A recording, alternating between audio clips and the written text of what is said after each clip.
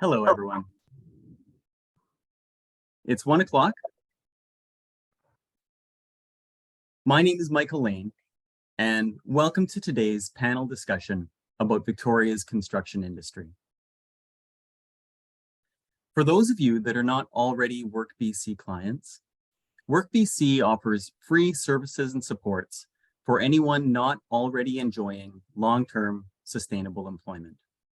Your WorkBC case manager can help to connect you with the right employment opportunities and to provide the coaching, workshops, training, and funding to be the best applicant that you can be.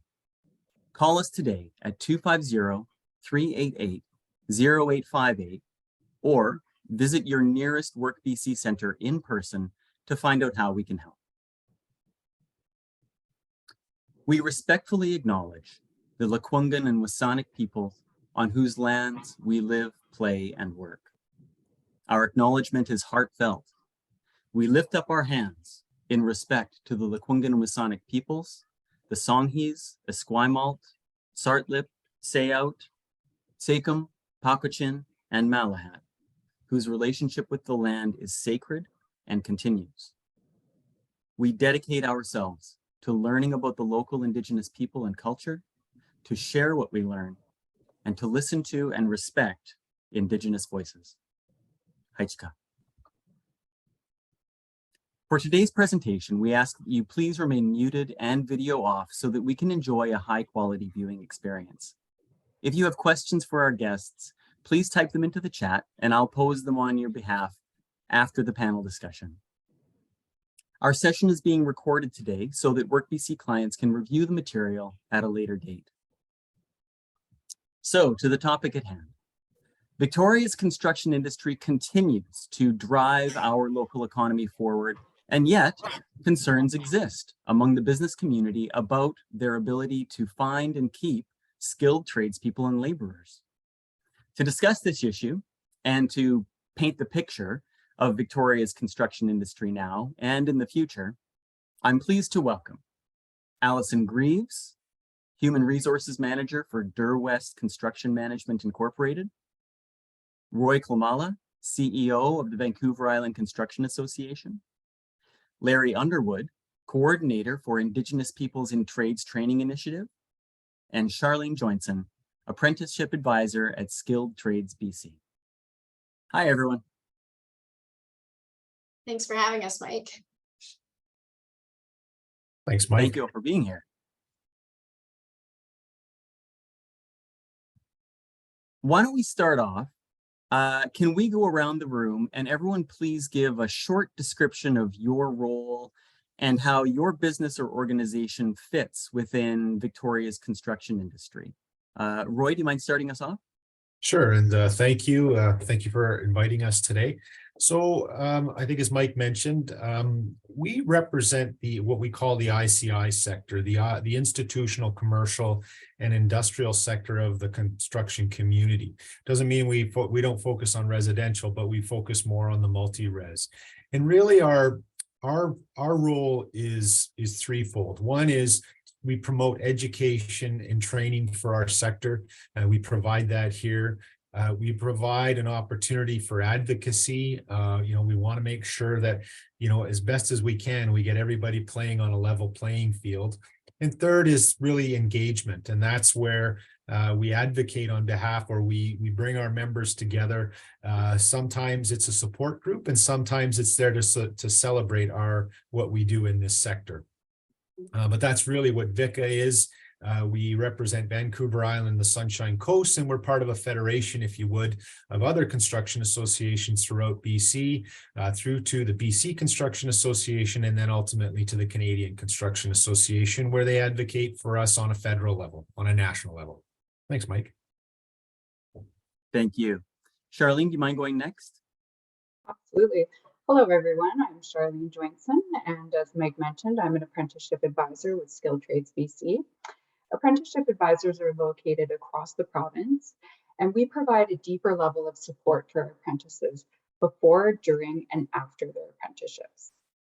SkilledTradesBC, as mentioned, we support our apprentices, but we also support our employer sponsors, We work collaboratively with training providers and industry stakeholders. Thank you. Thanks, Charlene. Larry? Yeah, excuse me. My name is Larry Underwood, and I just recently had a job title change here at the college. I am the acting interim chair for our trades development special projects department. So that's a new role I just started last week. So, but as a coordinator, we have a few people that work in our department, our office, and we do a lot of the trades training for Indigenous learners at the college here. And we do quite a number of partnerships and relationship building with communities that we work with or the learners. A lot of what we do are like support services, like wraparound supports. I think what we're best or commonly known for is our recruitment and our retention for learners in college for the technical training part. And so it's been just kind of an ongoing program that we tend to have a lot of, COVID kind of changed our numbers a bit, but we're kind of seeing a big change and shift in that. And we work a lot with our learners in their progression to Red Seal. And we do a lot of coaching with our learners on campus. So it helps develop different communication styles and stuff. So we draw a lot from our own experience from working in trades, and I'd love to take all of the credit for what we do, but I do have a team of people that I work with, and a lot of this happens because of our working together with others. Thank you. Right on. Thanks, Larry. And Allison, your role is slightly different than the others. Yes. Yes. Hi, everyone. My name is Allison Greaves. I'm the HR manager for a company here on Vancouver Island called Durwest Construction Management. So we're a construction company. We vary in the number of employees we have based on how many projects we have going at any given time, but we're about 15 to 20 people in the office, and then an additional 30 to 50 on site of workers who include laborers, skilled laborers, apprentices, carpenters, first aid and safety folks on all of our sites, as well as foreman, superintendent, and so on. So we don't take on the specific scopes of work like drywall, electrical, mechanical. Those are all subbed out, but we cover the general requirements and some carpentry scopes of work. So my job as HR manager here at Durwest includes many things, and one of them is our personnel management, identifying the gaps on our sites where we're looking for additional labor, and working closely with our superintendents to identify the forecasting and personnel planning, and then recruiting those folks, setting them up with training internally and externally when it is required. I have worked with Rory quite closely in the past with their fabulous Construct Your Future program, which I'm sure Rory will get to, but we've had great success bringing some great young folks from that program onto many of our sites. So happy to be here, Mike. Thanks for the invitation, and hopefully I can share a perspective with all of the viewers today from an employer's point of view. Thanks, Allison. Yeah, and I'm really glad that you're all here today. I really appreciate your time and your dedication to making this industry a successful place of employment for people that want to have long-term sustainable employment. Let's get into the questions. Thank you all for taking the time to introduce yourself and your role a little bit. Rory, I wanted to start with you. Do you mind, if you can, give us a wide angle view of the construction industry in Victoria right now? What sort of large scale projects are underway? What small scale projects are underway? Paint us the picture, if you don't mind. Sure. Can I share screen? You sure can, my friend. I will allow that right now. Have you got it there? What I'd like to do is I'm going to start things off with a real big overview, and I like to share this screen. Can you all see my screen here with the graphic I have up? Yep, looks good, Roy. This we extract this from something called the BCCA safety or stat pack. It's a quarterly type production they do that really identifies what happens provincially. And I think it's important to identify what happens provincially, because as we'll probably talk about, there's a migration of workforce and effort and investment that happens throughout the province that affects every community. But ultimately, some of these stats are very compelling. The first one, for instance, BC, BC, the construction ranks as the #1 employer of the BC goods sector. That's demonstrating a lot of need and capacity for what's going on and what's going to happen. We have over $220 billion of proposed work in the pipeline, with the current value of projects at about $137 billion. That's pretty consistent. That's a lot of money. The other thing I can kind of preface is, if we take this, you can expect that about 10 to 15% of that will happen on Vancouver Island and in the Victoria region. 9%, 9.7, almost 10% of our GDP is contributed to from the construction sector. So that's a very high influence of what construction does. There's a couple of other stacks where you can see that ones that I like to focus on are, if you looked at the second to last horizontal stat is 6,000 number of jobs that are going to go unfilled in the coming by 2032. Now this fluctuates. It's down 49%, but that swing has gone anywhere from 6,000 to 12,000, depending on what's happening in the province and where things are happening in the province. So, we've been talking a lot about what this recession that's supposed to hit. I've never been aligned to that commentary. I can see that there is we're all thinking about how and what we're spending our money on, but infrastructure is a different animal. We're finding that, and these numbers are demonstrating a high level of investment in infrastructure. And when I talked earlier about the ICI sector, there is a huge amount of investment going to be made in the housing. We know that we're behind on that. So regardless of what any economic indicators say about interest rates, about the inertia of purchasing, of home ownership, there is still a need for housing. And that housing, as we hear out of the provincial government, talks about their investments that are going to be putting in upwards of 10,000 units over the next 5 or next 10 years. That's a lot of building. And my colleagues can attest that takes a lot of effort. We're already at capacity. And we have also on that, we've got roads and infrastructure that need to be built. In the Victoria area, there's almost $1 billion worth of work being done at the dockyard down at the base. In Camosun, there's a new $1 billion hospital that's being built. There are a number of housing projects that are being announced that are going to I would estimate close to $200, $300, maybe $400 million worth of housing projects that are going to be happening in the Victoria area. We look at all of the development that's happening from a housing perspective, and it's no surprise. You can go downtown in Victoria and see the cranes. Multi-residential, when I say that, is really going to be a key component of keeping our economy, our construction economy, going quicker than it normally is.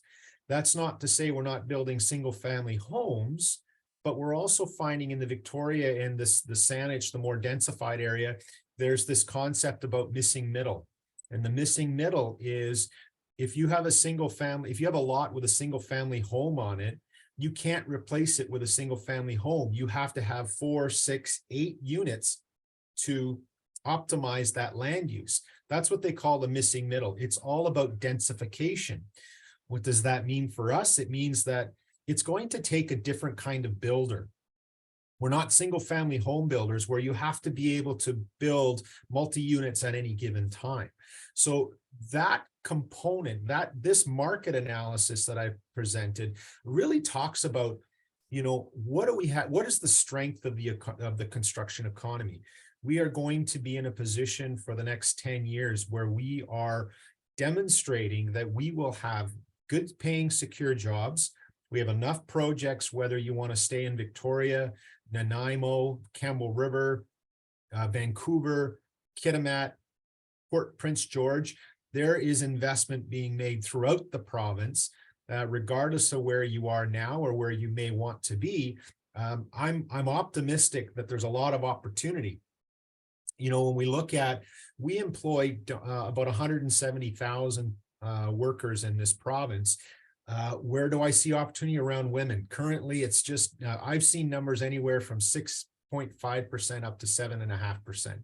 Regardless, there is a lot of room for women in our workforce, for immigrant workforce, for our Indigenous communities to participate in this sector. So, you know, we're not lost in this sector that said it's a lost cause.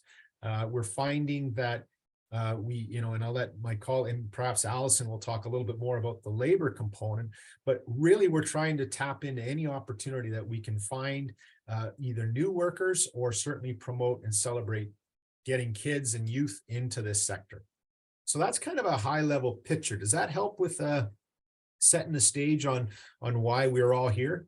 That's why I brought you on board, my friend. That was really, really good. I appreciate that. It is very high level, you know, and you know, from your description, you know, what we have is a booming construction economy, whether it's residential, whether it's infrastructure, and there are pinch points though within that.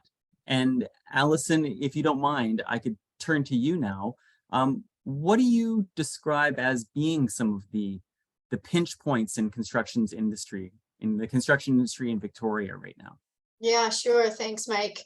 And thanks for the great overview, Rory. I always find it fascinating to see those numbers written down. I mean, 170,000 employees in BC is incredible.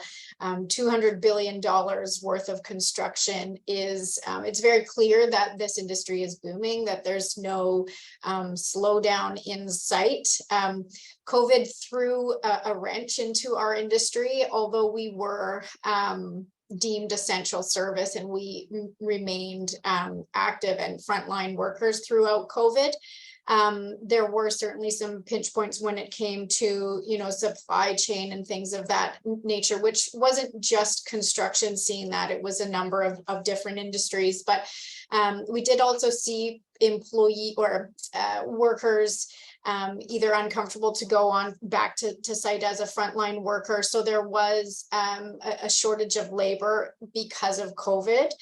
Some folks decided that, you know, BC is an expensive place to live. Vancouver Island is an expensive place to live. That is a challenge, especially with housing, like Rory again alluded to. There are housing challenges in Victoria. And BC in general. So, you know, those are some of the pinch points, some of the challenges I see. But COVID also, and the industry in general over the last few years, there's also been a lot of opportunity to improve what the industry can offer employees from a long-term standpoint. And I think there was recognition that, you know, we need to make this a really attractive place for employees. We need to make this sustainable. We need to be able to attract skilled people and unskilled, you know, because there's apprenticeships offered now. So, and I'm sure Charlene will speak to this as well, but from an employer, I can say that, you know, we have implemented some very strong apprenticeship programs where we will cover the price of tuition for all apprentices as long as they successfully pass every level of their apprenticeship. We'll also cover the price of their books, which is about a $1,500 cost. We can help facilitate the apprenticeship process between ourselves and various associations and then SkilledTradesBC, so that process is fluid for people coming in and looking for that specific training and development. we also guarantee that that 7-week period when people go off to school, that you're guaranteed your job when you come back. So there's a safety net there in that you are guaranteed a job, if not exactly the same job, one of equivalent nature when you come back. Because projects close, projects, wrap up. It's always our intention to move people from one project to another. Granted, they're performing at a particular level and that they're, eager to show up every day. So we guarantee that there is a position for them when they come back. There's also a lot of initiatives these days that are creating workspaces that are welcoming of people of all natures, because we are experiencing a labor shortage. Like Rory again mentioned, we need more women in this industry. We're working with half the demographic. So, things like the Builders Code, which is an initiative put on by the BC Construction Association and I believe the provincial government, and it's creating a safe work site for everybody of all who identify from all nationalities, all sexual orientation, you name it. It's free of bullying, it's free of harassment and hazing. And so creating a workspace that is welcoming to everybody, where they feel not only physically safe, but also psychologically safe in the work that they do. So yes, we've experienced some hardships in the last few years in the industry, but I think it's given employers a real push to improve their practices when it comes to creating really positive places for people to work and to grow and to continue to develop professionly. There's no shortage of work in this industry. It is certainly job security. So hopefully that answers your question on some of the challenges and then some of the solutions that we've been seeing. Yeah, thank you. I mean, you went into the second part of it, right? Which is the reason we're having this event is because there is a labor shortage in the construction industry, and yet the construction industry provides really unique employment opportunities and long-term sustainable employment and living wages, and so to hear that the labor shortage has driven employers to provide even more supports and safer workplaces and more inclusive and accommodating workplaces. I just think it's a really exciting time to be considering the construction industry as a sector to have a career within, right? That's what I'm hearing, and it sounds like that's exactly what you're saying. Yeah, I agree, Mike. And construction's been around for a very, very long time. Arguably, I'd like to say it's the oldest industry ever. And 50 years ago, it looked very different than it does today. It's very apparent now that this is a professional industry and we need to treat it as a professional industry, and what is acceptable in an office environment is the same sort of behavior that's acceptable on a work site nowadays. It used to be, there were different mandates, it was kind of accepted on work sites that certain behaviors would sort of go under the rug, and that's just not the way the industry is anymore. That's not acceptable. It's considered a professional working environment. There are expectations for people to come to work, to treat people fairly, to treat people with respect, to get their work done, and all of that ties into a sense of accomplishment for all of the employees, and really feeling valued as part of an asset, because we can't continue to operate if we don't have committed, hardworking employees. So recognizing them is really a priority now, not just for us, but I think for all employers in the industry. As I remember to unmute myself, and I don't want to bring any negativity into this conversation, but can you describe some of the impacts on business of this labor shortage? I mean, I think you've described some of the really positive impacts, right? Which is that we are seeing employers accommodate and be inclusive and provide a better working experience. But I mean, I'm right though in thinking that a lot of construction businesses are struggling because of this. Yeah, absolutely. I mean, not only does it take my focus away from doing other things when you're continually searching for labor and a number of different positions. For our business, particularly because we're construction management model, it really impacts our bottom line because you know, a big part of our profit is the labor that we have on site. So if we end up subbing that out, that really impacts our bottom line annually. So yeah, I mean, it's there's an impact from many different angles. I might almost add that it does affect the overall project performance as well. And where there's a high level of expectation now from owners to say, you know, they want their jobs and their projects done. Look, an average, you know, let's say an average, you know, townhouse or condo projects takes about, you know, 20 months to do. It's now at 30 months. So you can appreciate the protracted time it takes. So the impact of our labor is really affecting our ability to perform. And for a contractor, time is money. The longer they're on a site, the more general conditions they have, the more they've got to keep security fences up and job site trailers. Those are the things we would call the general conditions.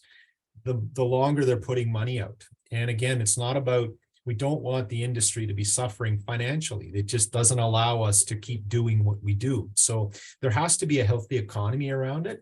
Labor is a huge part. It equates to generally 50 to 60% in some projects of the cost. Sometimes it's as low as 30% where you have a lot of pre-bought materials, but it's still quite high.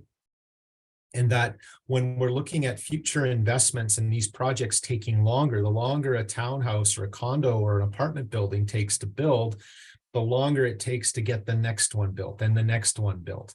And, you know, and that's where we, you know, to be aggressive in pursuing performance and I mean, getting things built, you know, the labor is key. And I might also add it's skilled labor. It's not just saying we can hire, you know, 25 bodies to go and work on a site. Do they have the skill and talent do they have the skill, talent, and leadership? Because we do need, you know, we need that experience on more complicated construction sites so that they can function. You know, it's a real tight coordination if you go to any major job site to see how it all works together, and you just can't show up and start building. I've seen it done. It never works. You need to have experience. So with our labor pool getting older, we're seeing more retirements come out in the next 5 years. We're not seeing our apprentices coming in at the same rate. That not only are we filling what's going to be leaving, but the demand that the construction industry is going to need going future means we don't just need this many, we need this much more. And that's where I get these numbers. That's where we're looking at this concern of what does it mean? We'll do it. We're going to get the work done. Let's not kid ourselves, but it's going to be a highly competitive environment. It's going to be contractors picking and choosing which projects they want to do. Perhaps ones that, you know, working for a client that pays on time. That's huge, right? Those are the kind of dynamics that we're experiencing that really is being affected by this labor crunch. Then you think about everything about materials, about supply and demand. We have a real challenge with truck drivers in this province. And you may think, wow, what big deal is that? Well, how do you think we get all of our stuff, right? So we can't get materials in a timely fashion. Yeah, I've got a cool slide if I can share it because you could go on and on and on, Roy. I could, but I'll share that when you're ready. Oh yeah, well yeah, let's save that slide. I like that you brought some slides to the show. I think everyone, me included, are feeling like, oh shoot, I wish I brought some more slides myself. But let's talk. Okay, you both did a beautiful job of describing the climate right now and the challenges that employers are facing and the reasons for those challenges and the impacts of those challenges, right? We have an economy that, you know, there's opportunities for things to get built, whether it's housing, whether it's infrastructure, and a lot of that stuff is stalling out because there's not enough labor, and that's costing more money, whether that's costing the the owner more money or whether that's costing the province or the municipality more money. Let's start talking about solutions a little bit. And Charlene, I want to bring you in here first. So, and if you don't mind, Charlene, could you describe sort of right off the bat, Skilled Trades BC used to be ITA, Industry Training Authority. Can you describe the switch from ITA to Skilled Trades Authority? And then maybe dig into a little bit, what is Skilled Trades BC doing to try and address these concerns? Yeah, so just this past December, we did change our name from Industry Training Authority to Skilled Trades BC. It just aligns more, people understand it more. Industry Training Authority, not as many people understood what we do, what we're here to do. So Skilled Trades BC, we are here to work and support skilled trades. And we also included an expanded mandate. And I just want to kind of touch on back to numbers a bit. Rory and Allison, you had some really, really great points, and I just kind of want to go back to numbers. So there are, in about the next decade, there's expected to be about 85,000 job openings. Most of those are construction openings, about 78%. And Rory, just as you touched on, this is due to the need to replace retiring workers. And the remaining 22% is due to economic expansion. And so what are we at Skilled Trades doing to help support that? Well, we're doing a few things for sure. As mentioned, we changed our name to Skilled Trades BC. As part of our expanded mandate, it includes raising the profile of skilled trades and promoting highly skilled, well-paying, sustainable careers. We want people to know well-paying, they're sustainable. We're also working alongside government and industry partners to remove barriers to skilled trades training and apprenticeships. Skilled Trades BC is focused on enhancing accessibility and inclusivity of trades training for all British Columbians, including Indigenous people, women, and equity-seeking groups. We work closely with industry associations, training providers, and Indigenous communities to ensure trades training is accessible across BC. We've also implemented exploratory programs within training providers to help people find their passion in trades programs. These programs provide a safe and welcoming environment for women interested in all trades, as well as community-based training programs in Indigenous communities. And we're attracting youth. We are running trade samplers in high schools right now. This is going on across the province through local high schools, so students can go and take a level 1 apprenticeship. They get their post-secondary credits, and they also get credits towards their high school graduation. So those are just a few of the things we're doing right now to help support the current and future labor shortage. Thanks, Charlene. So when you and the other advisors are talking to someone, maybe a young person, maybe somebody moving from another industry, maybe somebody from one of these inclusion groups who's considering apprenticeship in the trades, what's your pitch? What are the benefits to apprenticeship training versus maybe other forms of training? Well, I think with apprenticeships, it's on the job training. You're getting 80% of your training is on the job, which is huge. You're hands-on, you're on the job learning, and 20% is within our training providers during your technical training. So you're getting like the most recent training available, and you can take that back to the industry.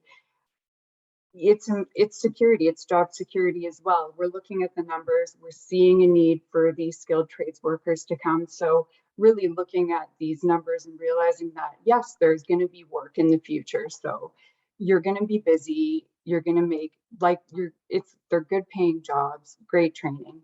So, and we're here to support you. It's also, you're supported on the job, you're supported at your training provider, but you're also supported by businesses such as Durwest, as Allison mentioned, and you're supported by VICA, and you're supported by Skilled Trades BC. We provide support, we can help you. We have a team of people who are dedicated to see you through your apprenticeship. so there's this beautiful system in place in order to Absolutely. encourage and support people to consider the trades and paint the picture for them of what the industry is like and what the opportunities are. And Skilled Trades BC is there to sort of arm in arm with them along the way and guide them through that experience. That's right? That's correct. Yes. Yeah. Why don't I bring Larry in here? And Larry, again, I'm really appreciative that you came because, you know, you and your team, your small but mighty team there are, you know, doing a lot of really exciting things to support people from the Indigenous community who are entering into the trades. They're an underrepresented population. And, you know, can we start off, Larry, just by talking about that a little bit? Why is that the case? Why is the Indigenous population so underrepresented within the trades? I can really just speak to my own experience and some of what we kind of talk about in the office, but I found one of the biggest challenges, you know, and I share this story because I worked in the service and restaurant industry for quite a while, but I remember one of my first jobs in a restaurant was the owners were Greek.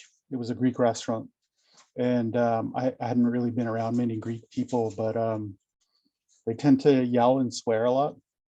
And Sounds You like know what? My first job was also in a Greek-owned pizza shop. yeah, And the owner called me boy for 3 years, never learned my name. Boy, he you used wash the dishes. Boy, you cut the cheese. yeah, but so what I was used to though, and this is kind of speaks to like the multi-generational trauma, because that I grew up with. When I heard yelling and swearing in our communities, it usually meant, you know, a very, very different outcome in a lot of what I was. And I can remember feeling quite tense. And so, but I realized after that, you know, I was in a safe place. That's just the way he was. That's just the way he spoke. And, you know, once we kind of got to know each other quite well, he used to call on me quite a bit to pick up a lot of the slack there. But he also knew that I was a very hard worker. And because of our relationship, I felt like that was a big turning point for us. And, you know, the colorful language that would be used became kind of terms of endearment I learned afterwards. But, you know, it was very one of the significant, but if I wasn't really aware of that, then, you know, I think a lot of our tendencies is to kind of get into fight or flight mode. And I noticed that too, because I also worked in as a laborer in some of the different construction sites. Now I'm starting to date myself because we had a big housing boom in Victoria 25, almost 30 years ago. And my job was just to strip foundations, strip forms. But I worked as a laborer in some of the other sites, and it felt like, you know, there was some, sorry, I'm getting a little distracted here. But it felt like there was a lot of ways that we could have handled situations differently. And what I mean by that is just like, I didn't have the coping skills or mechanisms to have those conversations with my employers. And I was very immature. I did have the chip on my shoulder, and that came out a lot of what I said and did. But that's how I kind of felt like, you know, when we talk to our students here on campus, for instance, those are a lot of our coaching conversations is like, you know, I know you're upset, or I'm not, this is what you can say to your teacher, because we find that when you're able to have those conversations here on campus, then our hope is that that'll translate into how you work in the industry too. But until then, it's a lot of, and I don't know if this is, I'm not too sure how to gently say this, but I find like the younger generation is very easy to give up or quit. And, you know, I've, even when I was younger, when things got tougher or difficult, I felt like digging in, like I didn't feel like just kind of quitting and giving up. So it's, those conversations are a little different for me to have, but I think those are kind of some, you know, like lining up the opportunities with the preparation that goes in with it. with the training and the work, all this kind of equates to, what the student or learner sees as success. So that's what we kind of work towards. So you're having some pretty unique conversations then with people who are, coming to you with an interest in moving into the trades, right? You're talking not only about, what sort of trade makes the most sense and how they're going to move through, Camosun College's, foundation training and apprenticeship training, but then also just about what we call employability skills, just, resiliency and critical thinking and the sort of social skills to navigate some of those uncomfortable social interactions that happen on the workforce. Hey, you're having all those conversations. Yeah, and a lot of it I draw to, and industries ask this too, and different. I used to work in high schools too, and they often used to work or ask me how it was we're able to have the results that we did, but that just goes back to the relationship that I have or we have with our students. And I recall working in a different restaurant, and I had a lot of family that worked there, including the kitchen manager, but because we were able to have that relationship with each other, we were a very that restaurant used to have a lot of volume in terms of orders, kind of that would get put out. But my kind of roundabout reason for sharing that is like, when I was a kid, I did have a lot of my biggest lessons that I learned were because of the relationship that I had with the people, particularly people in my family. So I know, like, when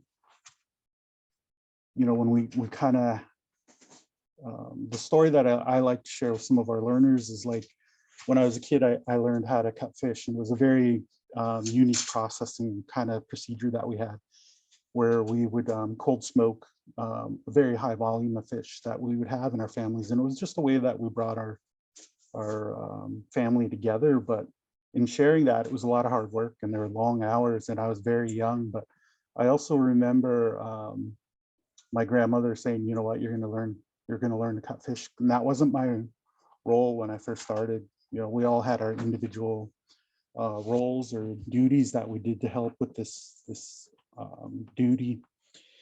And I remember feeling a really sense of accomplishment that my role was kind of changing from, the little kid role into an adult role, because now I'm wielding a very sharp knife around.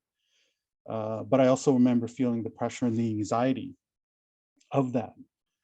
But at the same time, I remember feeling like I didn't want to let my grandma down because of our relationship.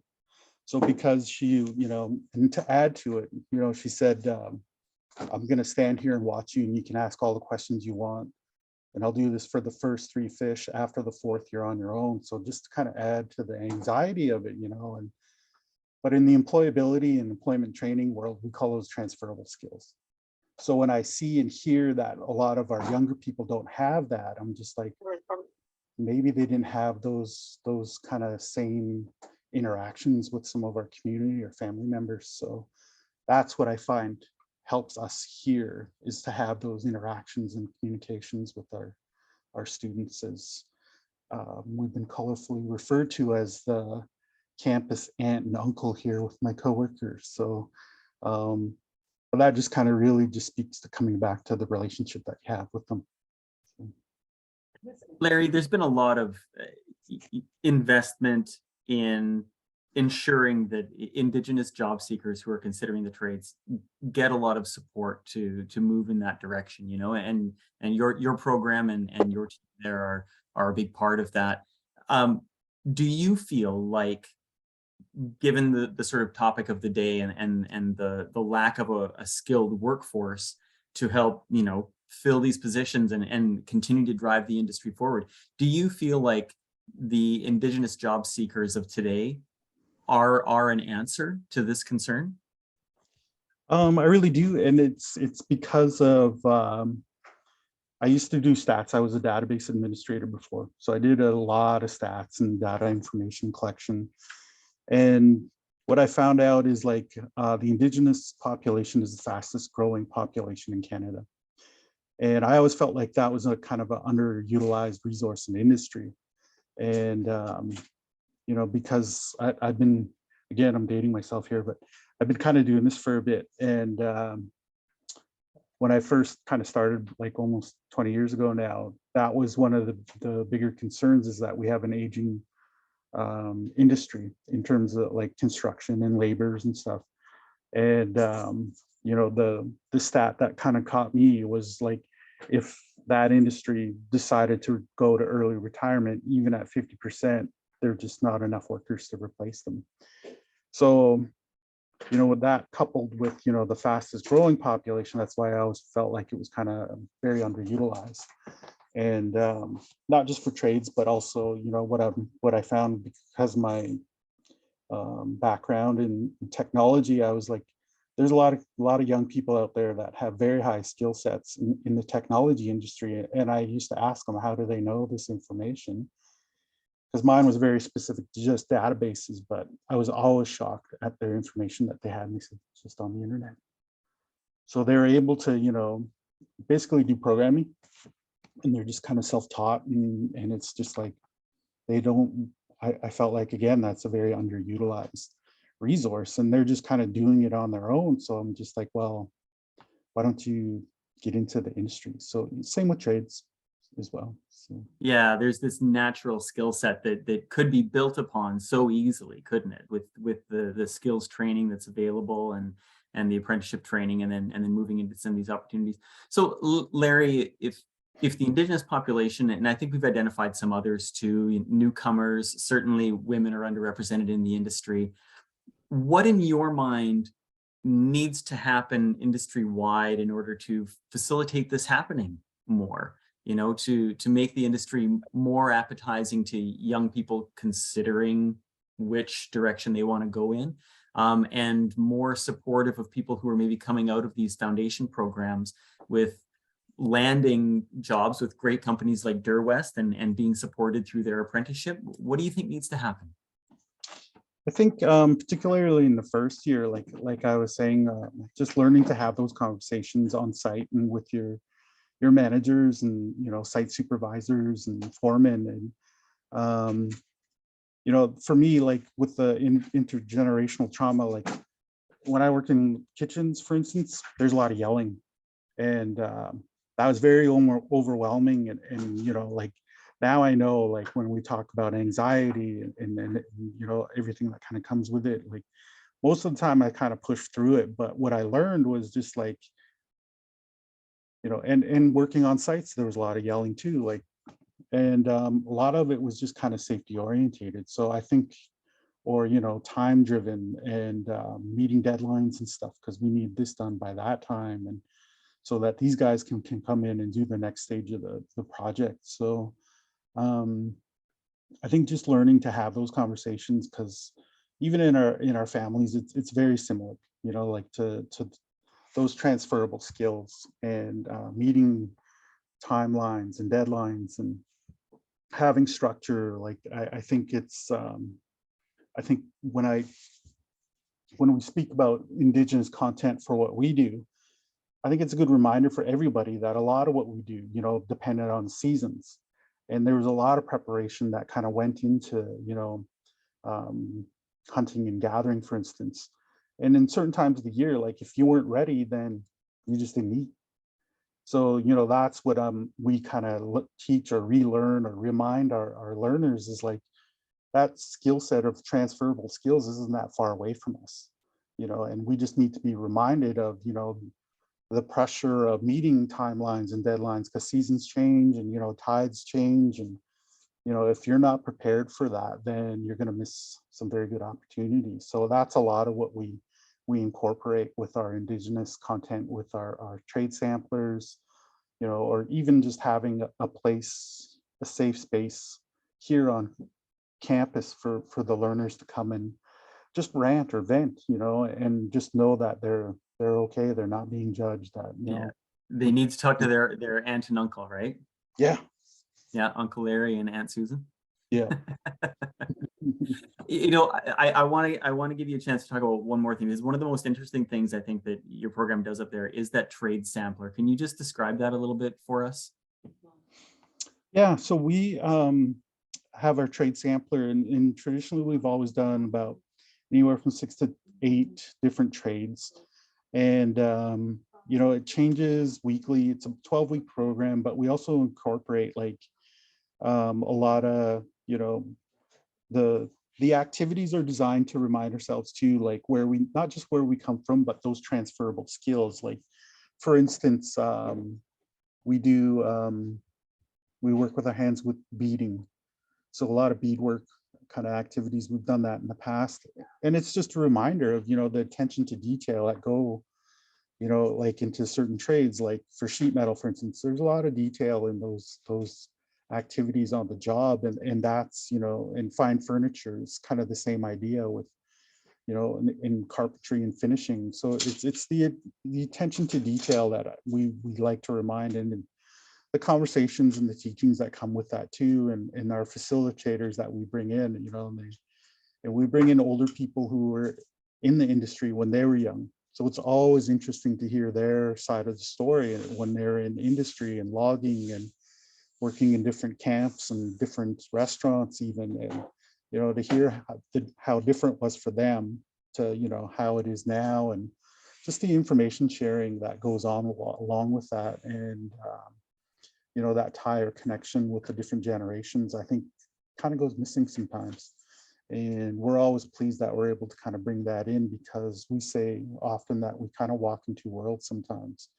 So when we say that, it's just like, you know, sometimes we just need to remind ourselves, this is our job, this is what we do, but this is our home life, and this is who we are. And so when we say we walk in two worlds, that's what we kind of refer to a lot. So we just need to kind of remind ourselves, you know, that these activities that we used to do, like even canoe pulling, and, you know, that was an activity that my family had done for generations, you know, and I got to see my late grandpa make canoes with his hands with no power tools, and, you know, the attention to detail for that, and the paddles that he also made. So, you know, now that I see how things kind of evolve and change, but at the same time, there's still remnants of how it used to be. And that's what we kind of try to do a work towards, to remind, like, you know, we're not that far away from it. We just need to be reminded gently, and, you know, kind of move forward from that. Thanks, Larry. It's a really great initiative, and everything you're doing there. Let's talk about some of the other things that folks are doing to try and address these shortages. Rory, can I bring it back to you? Because the Vancouver Island Construction Association has a really fantastic program for young people called the Construct Your Future program. Do you mind taking a moment to describe that to us a little bit, and talk about how that's a response to the issues that we've been discussing today? Oh, you gotta take yourself off mute, buddy. Here we go. There we go. There you So the CYF program we've been running for about 6 years now. And really the idea around that is to coach, develop, inform, educate, all the things we want to do to make people, we're not saying they're trade ready, we're saying they're construction ready. We want them to be effective, to go into the workforce, to work on a construction site, and not be the proverbial deer in the headlights. It's not like somebody walking onto a job site that doesn't know what a superintendent is, doesn't know the flat end of a hammer from the sharp end. We want to take 9 weeks and put them through a class regime of, we put them in cohorts of 10 to 12 students. We host them here. And over those 9 weeks, we're going to give them certificates in fall protection, in confined space. These are fundamental things that as soon as they go to the job site, they can be effective. It doesn't categorize them as skilled, but it gives them a one-up that says, I can work on a job site. I know I know how to get started. And then we follow that up with 3 months of monitored employment, and we place them in a construction construction environment where they get to work for 3 months. And the idea is not only, and I call it stickiness. I want them to get into the sector, and I want them to stay. Now, and we have a majority of our students will say they'll work on a carpentry crew and they'll say, you know, I want to be a carpenter. So we facilitate introductions. A big part of our program here in Victoria is a partnership with Camosun College, where through the program, they get 2 or 3 days at the college and they get to go through some of the various programs they have. And we don't limit it to just construction. We've had students come in and they said, look, I have an interest in being a heavy duty mechanic. Oddly enough, we need heavy duty mechanics in construction to service our heavy equipment. So we were able to place that person, that young woman with BC Transit in their workshop. She got the shadow. And again, the idea is that they can use this as a step in their journey of exploring what construction is, and they can go to work at the end of that, at the end of that 3 months, and then all those things that Allison and Charlene are working on are about trying to get them to get to the next level, to get them into the skilled band. So that's really what we're facilitating with our CYF. And, coaching and culture. Allison talked about Builders Code. We've got a huge movement right now to really improve the culture in construction.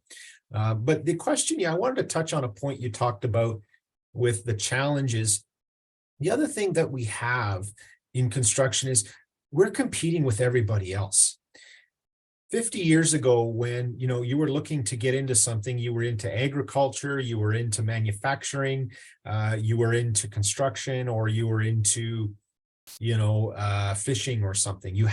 There were very discrete pockets of industry that really drew our population. Well, now you think of how diverse the tech bubble took that all away. Right now we have our kids that all they want to be, and something I even learned recently is I learned kids want to be influencers, and I had to find out what the heck's an influencer. That's just somebody that acts out on YouTube, and as I watch them, my kids are watching, I was like, wow, you can just act kooky and you can make a career out of that. Well, you think of how many kids are influenced by that versus going to be a roofer, going to be a carpenter and a mechanic, or, and we have a desperate need for agriculture. We have a desperate need for farming. We have a desperate need for our aqua environments, all these things that are needed just to us to survive. And yet that pool of willing and able-bodied workers to actually work in industries that we need to live are opting to go to things that they want to have fun, or it's more flexible in lifestyle, or they can sit in a chair all day and not work when it's cold, when it's hot, when it's windy, which construction is, we're trying to draw them in, but we're competing with a lot of that character and culture that's happening out there that makes it really difficult to get youth to say, come look at construction versus programming. And yet we're finding bridges that we're trying to articulate to youth where we're thinking about what does technology mean for construction? It's talking about robotics. It's talking about AI. It's talking about pre-manufactured controlled environments where they're using machinery to develop components to buildings that are really technically, that have a very heavy technical component to them that, and this creates the problem is we don't just take anybody in construction. If the lights are on and nobody's home, that's not necessarily a place for construction. We need people to think. We need problem solvers. We need strong backs in some instances. And we need people to, good problem solvers, because construction, 90% of the day is probably construction problem solving. It's like, how do I make this work? So we don't celebrate really the complexity of construction, and we make an assumption that we're just a catch-all for everybody else, and we're not. We need competency, we need leadership, we need capabilities, and we have to present. And I'm sure Allison can attest to, when they're looking for people, they just don't want to settle for the lowest of the. We don't want to settle for anybody, but we want to make sure that the barriers to get into construction are really low. They're very accessible, and anybody that wants to do it, provided they have the willingness and the capability and the aptitudes, it's a great opening for them to get in, to earn a good living, have a stable job, all these things that we're trying to sell as far as this dream. It has its opportunities and it does have its challenges. We're not trying to say it doesn't, like any working environment, but we're trying, the system that we've created through Work BC, WorkSafe, IT, SkilledTradesBC, VICA, we're all focusing on wellness. We're focusing on how to make it accessible, how to make it safe, and how to keep construction kind of rolling forward. Thanks, Rory. Allison, can you speak to that a little bit? Because, Rory indicated, well, Allison can attest to this, and I'd like to hear you attest to it. And also talk to me about, these programs like Construct Your Future and like the trades training programs through Camosun. Is this how you're doing your hiring, is from these sorts of programs? Yes, we have worked closely with the Construct Your Future program because, like Rory said, we are at that point interviewing candidates who have really expressed an interest in the industry and who have taken the initiative to prepare themselves with a very accessible program, a very supportive program. I think also a really good opportunity to connect with others in the classroom and in the cohorts who are of the similar mindset. Sometimes, you have high schoolers or people looking at career changes or their first career, like software engineers or whatever Rory was referring to as well, outside of sort of the physical labor side of things. And you might feel like a bit of an outsider considering, the trades, but we're trying to shift the mindset around that, like that it is not, the professional choice, and it is very valuable to be around other people who have the same drive, who see the value of construction. Construction it's tangible, which is such a benefit to a day-to-day job. Being able to see something at the end of the day that you were a part of, that you helped construct, is a really fabulous feeling of accomplishment. I know that, desk jobs, they can be fulfilling, but it's also a lot more challenging to see that tangible accomplishment at the end of every day. It also tends to be something that you end up taking home with you a lot more than you do with a hands-on job, where you work very hard during the day, but you also have the ability and that work-life balance to go home at the end of the night and to relax and to sort of turn off and enjoy time with your friends and your families and doing the hobbies that you love and being part of the community that you love. Which I think is a really incredible benefit of the industry. It's absolutely stability, like we've been talking about on a few different occasions in this conversation. The industry is not slowing down by any means, and there are a lot of opportunities for growth, particularly for individuals who are driven, who see the value, who take the initiative and are proactive in getting the training that they need, working with journey people and saying, I'm here, I am capable, I really want this.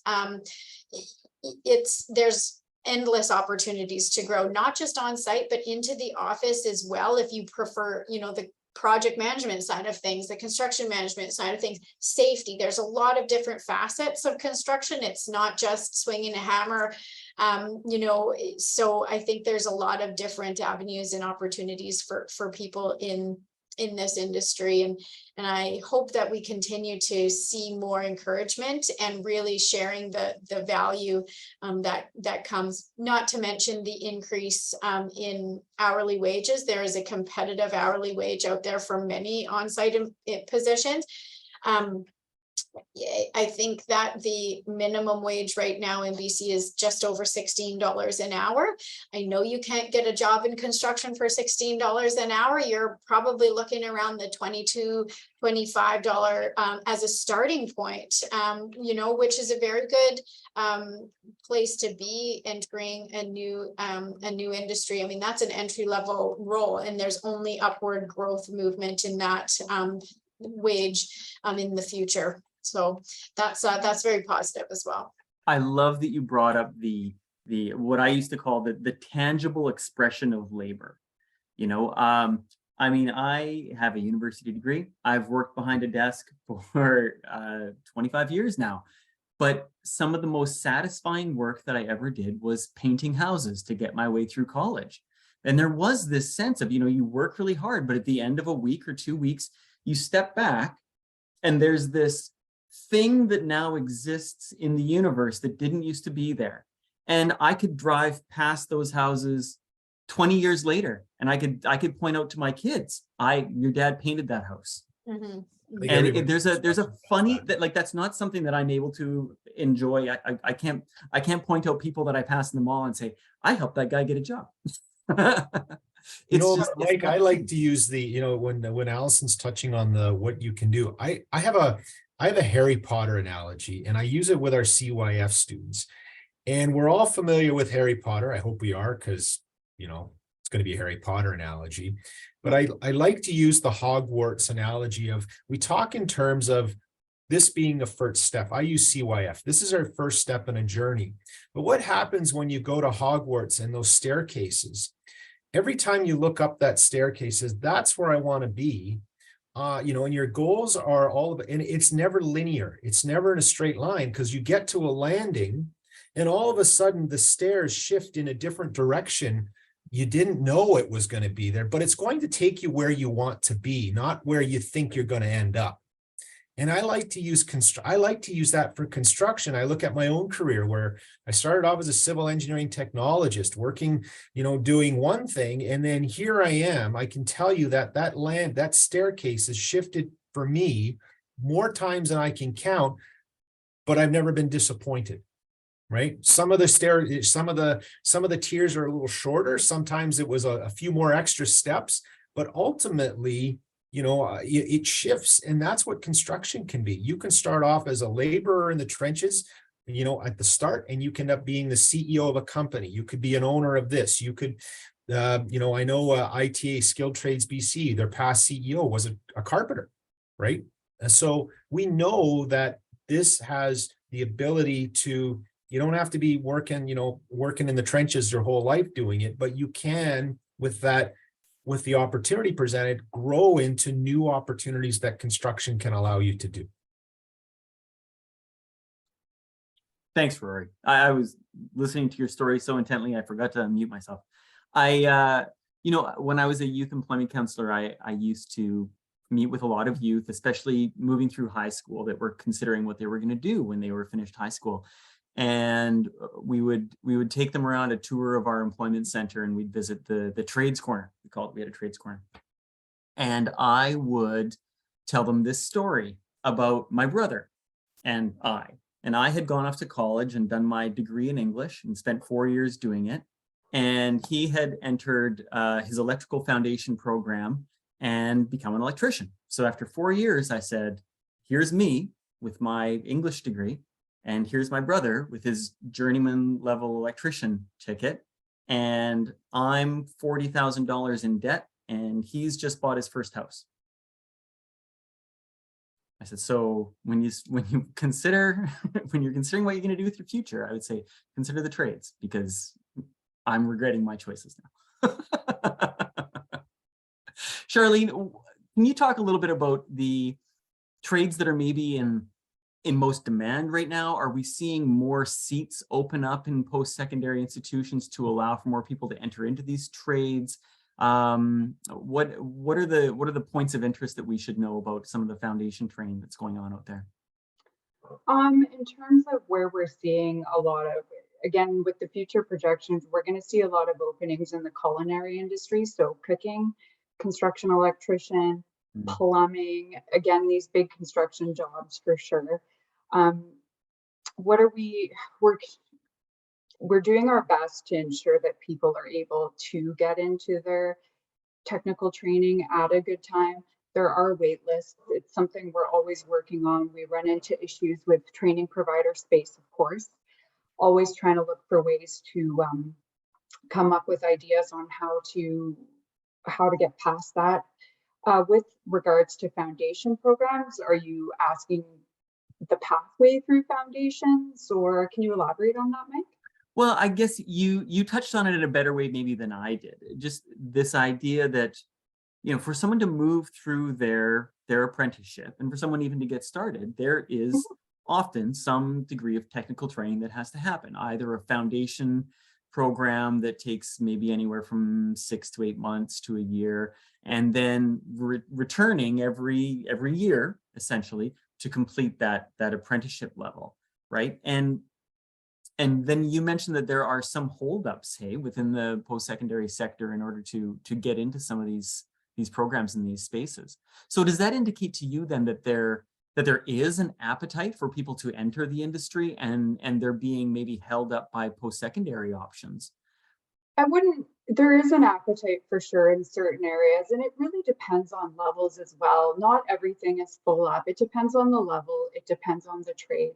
And off the top of my head, I can't think of which ones are full capacity, but I do know it is a bit of a roadblock sometimes. So it happens where, you know, maybe you're on a wait list, or maybe your next level of technical training is a year out. So we do always say so if you enter the apprenticeship pathway, starting from working and then moving into technical training level 1, one of the things we always say to our apprentices is have that conversation with your employer sponsor. Really look ahead into your training, and where you can, book those seats, register now for your levels where you can do that. That's a really good way of kind of being in the driver's seat of your apprenticeship too.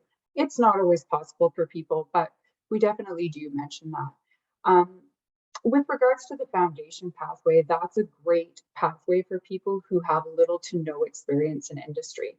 So if you're thinking, I really love plumbing, or being a carpenter is interesting to me, first of all, if you could take a sampler, do that.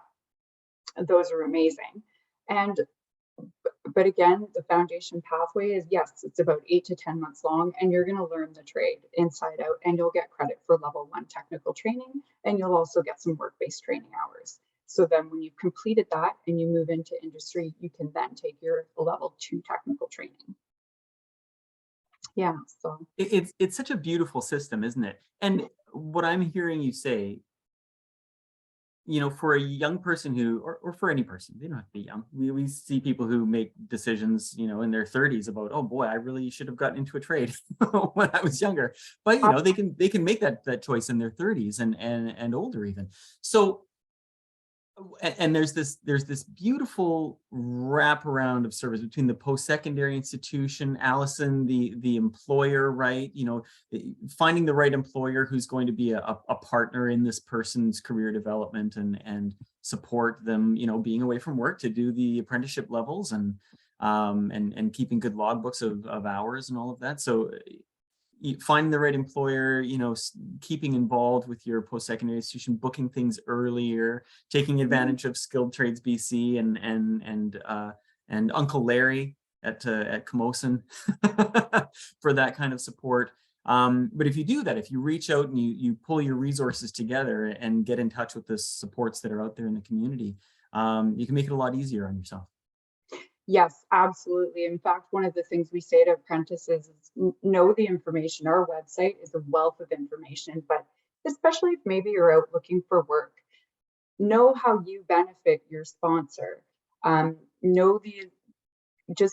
your sponsor know the supports that they have, because I mentioned that we help apprentices, but we're apprenticeship advisors. So we support apprenticeships. That includes sponsors. And one of the things we've done to streamline things is introduce the new portal. So it's really super easy to report apprenticeship hours now. So if you're an apprentice and you know that, employers are busy, and we all know that this is a busy industry. So if we can go in, if an apprentice can go in there and say, hey, did you know that it's really easy for you to input my hours? And they might go, oh, wow, that's awesome, because I didn't know that. I thought it might be laborious. And maybe that was one of the things stopping them from hiring an apprentice. It's about education and knowing that there's supports available for them. And I would say to anybody who's interested, whether it be a foundation, just interested in trades in general, definitely dig in, look into it, reach out to me as an apprenticeship advisor. If you're from somewhere else in BC, contact our customer service portal and reach out to your local apprenticeship advisor. We're happy to have conversations with you. We're happy to answer any questions you have. We want to talk to you. Absolutely. We need to fill these important roles. Like when we think about these trades, these are such important jobs. These skilled trades people are building schools. They're building hospitals. They're building houses. We need these people. These are important jobs. Well said. With that, I will note it's 2:15. Our poor transcriber is probably at the end of her rope.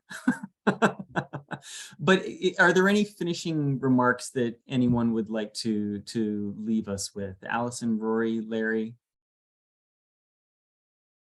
What do you want to say to the people that are watching this? I would say if you have any desire to try the trades, you've got to give it a go. There are opportunities, there are programs available.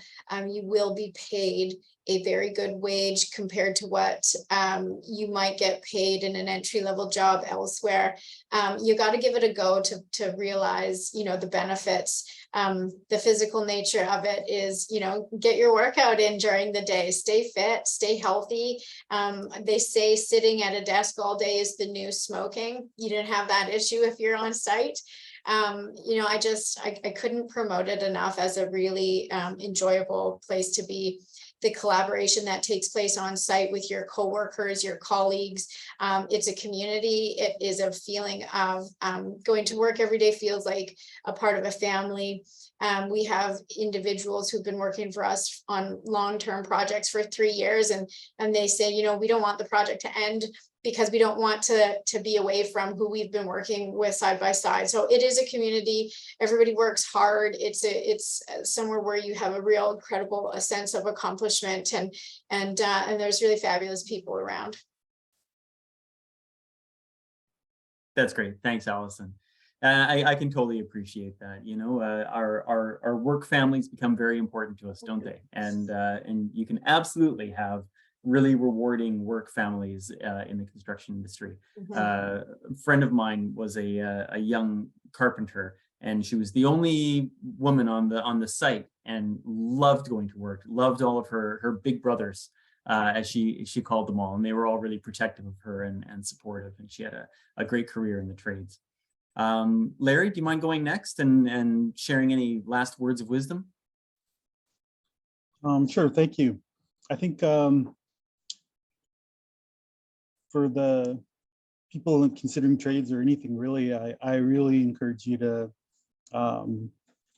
what's kind of helped me in a lot of this is just kind of learning more about myself and what kind of makes me tick, and it's still something I actively work on, but our way of being, kind of teaches us is like, once we have open mind and open heart, then we're way more open to learning. And I can honestly say that because I've actively been working on that, there's been a lot more opportunity because of it. For me, I was quite stuck in my thought processes and overanalyzing everything. And once I started learning more how to identify and express my emotions, then that really helped me kind of move into, a lot of different opportunities. And I'd love to tell you everything in my career so far has been planned. It hasn't.